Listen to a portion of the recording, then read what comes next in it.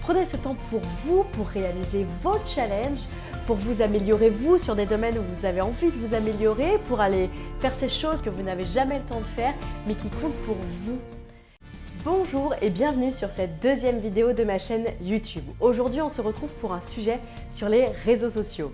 Je vais vous expliquer le challenge que je me suis lancé. J'ai donc décidé de supprimer l'application Instagram de mon téléphone. Je vous expliquerai en fin de cette vidéo quel est le bilan que je fais de cette suppression d'application et si je suis arrivée à tenir ou non. Cette vidéo va être découpée en 5 parties. La première partie, ça va être pourquoi j'ai voulu supprimer l'application Instagram de mon téléphone. Deuxièmement, on va voir pour vous quel peut être le déclic pour vous aider justement à vouloir passer moins de temps sur les réseaux. En troisième partie, on verra comment ces réseaux sociaux nous rendent addicts. Je vous ai dit que je voulais mélanger les neurosciences au sujet de ma vidéo que je vais traiter. Ça va donc être mon challenge sur cette troisième partie. Vous me direz en commentaire si ça a été assez clair pour vous et intéressant. En quatrième partie, on verra cette méthode à proprement parler. Et en cinquième partie, on verra mon bilan sur la suppression de l'application Instagram de mon téléphone. Petit disclaimer pour cette vidéo, le but n'est pas de vous culpabiliser sur l'utilisation de vos réseaux sociaux. Non, il est important pour le cerveau humain de chiller et d'avoir des moments de pause, ce que les réseaux sociaux comblent parfaitement. Simplement, il faut distinguer le « ok, je prends 30 minutes pour chiller » du « ça fait 1 heure que je scrolle ». Et c'est ce qu'on va essayer de voir dans cette vidéo. Dans cette première partie, on va voir quelle a été ma prise de conscience. Car comme pour tout ce qu'on veut arrêter, il faut avoir une envie au préalable. Il se trouve qu'avant, Instagram et moi, c'était ça. Je perdais du temps, je scrollais à l'infini. Et pourtant, j'étais ce genre de personne qui disait qu'elle n'avait jamais le temps. Et maintenant, Instagram et moi, c'est ça. Bon, vous l'avez compris, il n'y a plus d'Instagram, donc du coup, j'ai le temps pour travailler. Mon envie, elle est venue de 3 choses.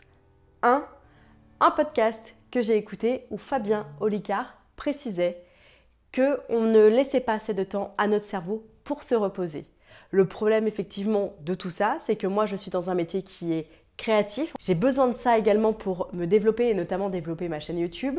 Le problème, c'est que je ne laisse plus de temps à mon cerveau pour se reposer. Il est donc en surmenage et donc je peux avoir moins d'idées.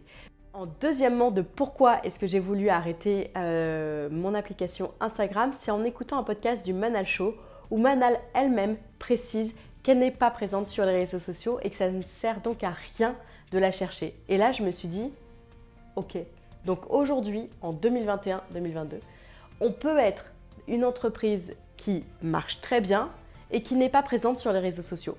Et ça a été une grosse libération pour moi parce que sur mes précédentes entreprises, j'ai galéré sur Instagram.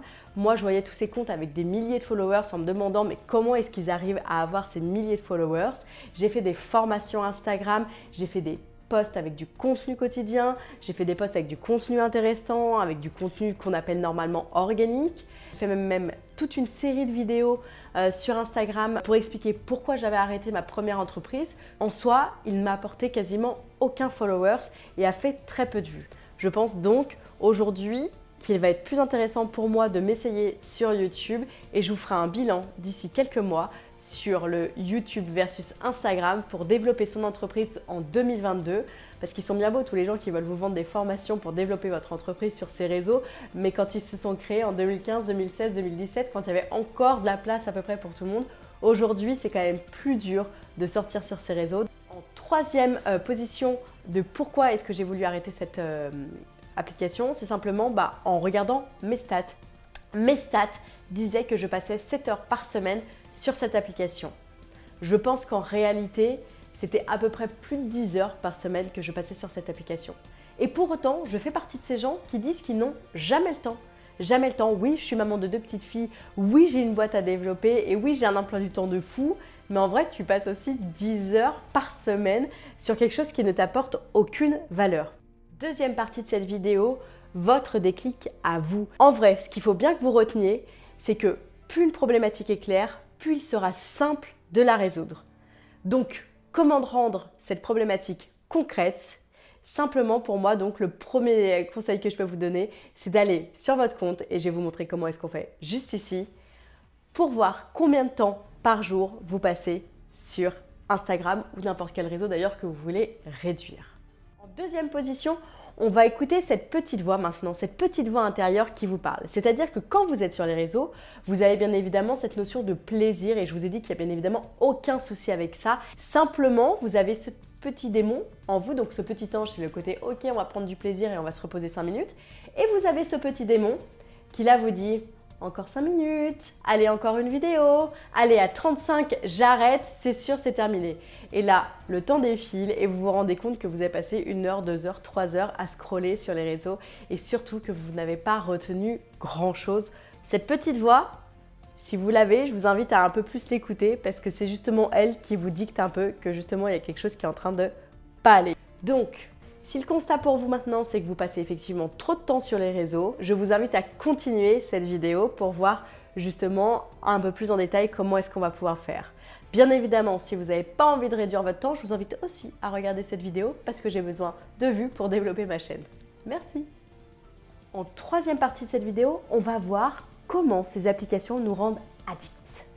C'est important pour moi justement de vous montrer un peu l'explication scientifique qu'il y a derrière tout ça. C'est pour ça que je suis allée faire mes recherches sur ce sujet. Instagram, comme tous les autres réseaux sociaux, ont un intérêt énorme à ce que nous passions de plus en plus de temps sur ces réseaux.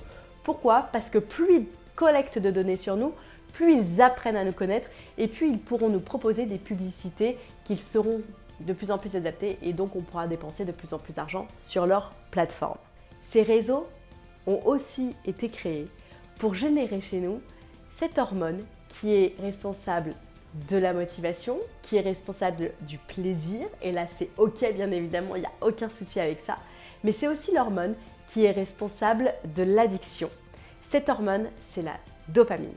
Avec la dopamine, plus on est sur l'appli, plus on a envie de l'utiliser. On devient donc accro. Le problème avec la dopamine, c'est qu'elle va venir titiller cette région du cerveau qui s'appelle l'amygdale. Et cette région du cerveau, c'est ce petit diable qui est en nous et qui nous fait faire plein de bêtises. Parce que l'amygdale a une vision très court-termiste. Est-ce que ça se dit? Je ne sais pas. On va dire que ça se dit. L'amygdale a donc une vision court-termiste. Donc l'amygdale, elle ne voit que le plaisir et la motivation que ça lui donne à aller sur Instagram. Elle ne voit pas le côté addictif et le côté où on passe de plus en plus de temps et où on perd du temps à regarder du contenu qui n'est pas qualitatif. Mais aussi, l'utilisation de ces réseaux sociaux provoque chez nous deux comportements antagonistes. D'un côté, tu rejettes le comportement de certaines personnes parce qu'elles font trop ça, qu'elles disent trop ça, qu'elles s'habillent trop comme ça ou qu'elles font la promotion trop de ce produit. Et de l'autre côté, par le principe de l'apprentissage vicariant, aussi appelé mimétisme, finalement tu vas te retrouver à faire les mêmes choses qu'elles puisque tu passes ton temps à scroller leur actualité. C'est donc là que le bas blesse. Instagram finit par te faire faire des choses que tu n'as absolument pas envie de faire et qu'à la base, tu rejettes. La dernière chose sur laquelle je voulais revenir, c'est bien évidemment le FOMO, le Fear of Missing Out, la peur de manquer quelque chose. Ce fameux FOMO, il est utilisé dans plein de techniques marketing commerciales. Vous en avez soit déjà entendu parler, soit vous l'avez certainement subi avec des personnes qui veulent vous vendre très vite, en très peu de temps, une offre particulière. Et cette peur de manquer quelque chose, elle est aussi utilisée dans les réseaux sociaux avec notamment, bien évidemment, en pole position, les stories qui ne durent que 24 heures. Si vous manquez la story, vous ne pourrez plus jamais la revoir. Donc vous avez cette peur et vous allez continuellement sur les réseaux sociaux pour ne pas manquer l'information. Vous avez également les notifications qui vous montrent cette peur de manquer quelque chose et qui vous envoie un signal comme quoi il est en train de se passer quelque chose que vous allez potentiellement louper. Et vous avez aussi les fluctuations permanentes de l'algorithme d'Instagram ou d'autres réseaux sociaux qui font que finalement du coup on ne sait jamais si les posts qu'on regarde datent d'il y a 5 jours ou d'il y a 2 jours. Et donc du coup ça nous donne une envie de scroller à l'infini pour ne louper vraiment aucune information. Gros biais en plus du FOMO, c'est que plus on suit de personnes, plus on a de contenu à regarder et bien évidemment, on n'a jamais assez de temps dans une journée pour tout regarder. On va donc passer de plus en plus de temps et on vivra constamment avec cette notion de « je suis sûre que j'ai loupé une information importante », même si vous savez que ce n'est pas important. En quatrième partie de cette vidéo, on va voir quelle est la méthode que j'ai mise en place pour moi supprimer mon compte Instagram alors que je rappelle, je passais à mon avis un peu plus de 10 heures par semaine dessus. Vous allez dans un premier temps définir votre objectif. Est-ce que l'objectif pour vous, c'est de supprimer l'application ou est-ce que l'objectif pour vous, c'est de réduire votre temps sur cette application? On définit donc déjà un objectif clair. Je vous ai dit, plus l'objectif est clair, plus il sera facile de le réaliser. En deuxième position, on va faire un état des lieux. Je vous invite à aller regarder combien de temps vous passez sur les réseaux sociaux. Troisièmement, on va faire le ménage. L'idéal, c'est d'avoir quelques personnes que vous suivez parce que vous aimez leur vie, quelques personnes que vous suivez parce que vous aimez leur lifestyle, quelques personnes que vous suivez parce que vous aimez leur déco, quelques personnes que vous suivez parce que vous aimez le sport qu'elles font, parce qu'elles vous motivent. Et ces personnes-là, vous continuez à les suivre. Par contre, je vous invite également à faire le ménage sur toutes les personnes qui vous font sentir mal. C'est vu et revu et ça a été beaucoup dit, mais c'est un indispensable. Les personnes qui vous rendent mal, il faut les supprimer. En vrai, ces personnes ne vous apportent rien si ce n'est de la culpabilité. Il est hyper important de faire le ménage pour obtenir encore plus de clarté sur l'objectif que vous voulez réaliser. En quatrièmement, ce que je vous invite à faire, c'est de vous fixer une durée de temps. Une durée de temps à ne pas dépasser par jour et à inscrire cette durée de temps dans votre application Instagram. L'idéal, encore mieux, le step d'après, donc c'est soit vous mettez une durée de temps, soit vous enlevez carrément les notifications. Et là, c'est juste génial parce qu'en fait, c'est vous qui prenez le contrôle sur quand vous voulez consulter Instagram. Et ça, même si vous avez un compte professionnel. C'est-à-dire que moi, je pensais que je ne pouvais pas le faire parce que je vendais notamment par le biais d'Instagram. Mais en fait, les gens, ils n'ont pas besoin d'avoir une réponse dans la demi-heure où ils vous écrivent. C'est-à-dire qu'après, je me fixais 3 créneaux par jour pour aller consulter mon compte. C'est-à-dire que je consultais à 8h, à midi et à 18h le soir, enfin plutôt 20h quand les filles elles sont couchées. Et ça a été ultra bénéfique pour déjà y passer beaucoup moins. La 6e partie de cette vidéo, ça va être sur le substitut. Car comme pour toute bonne addiction qu'on enlève, il faut trouver un substitut. Arrêter les réseaux sociaux, c'est comme arrêter la cigarette. Il faut trouver forcément quelque chose pour s'occuper les mains. Et là, clairement, moi, le ressenti que j'ai eu en début, en tout cas, c'est de rentrer en cure de désintoxication puisque j'avais ce réflexe à chaque moment où je pensais que mon cerveau s'ennuyait de devoir aller sur l'application pour scroller.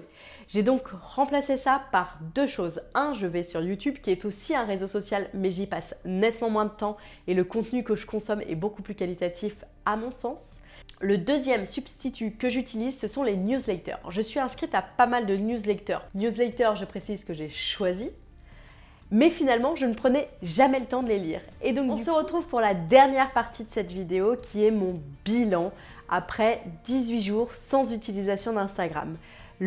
La première chose que je peux vous dire, c'est que c'est un bilan réussi.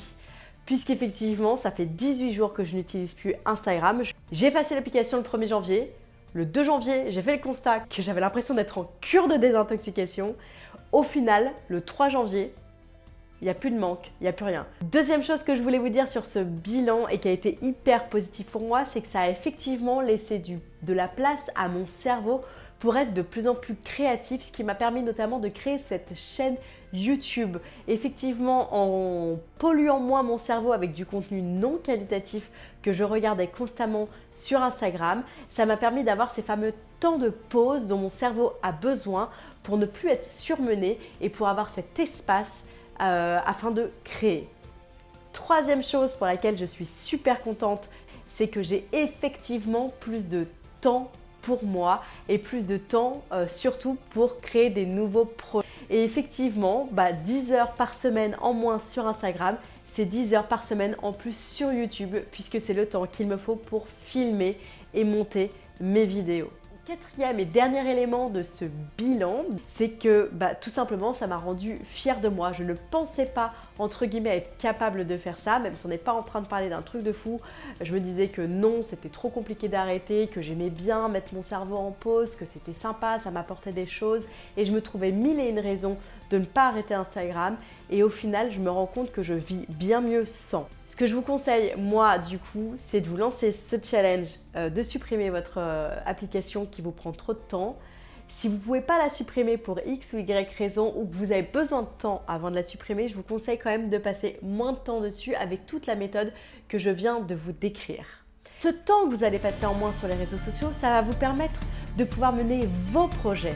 Et j'ai envie de terminer cette vidéo par une phrase que j'aime beaucoup et qui est tout à propos. C'est une phrase d'Oscar Wilde qui dit « Soyez vous-même, tous les autres sont déjà pris ».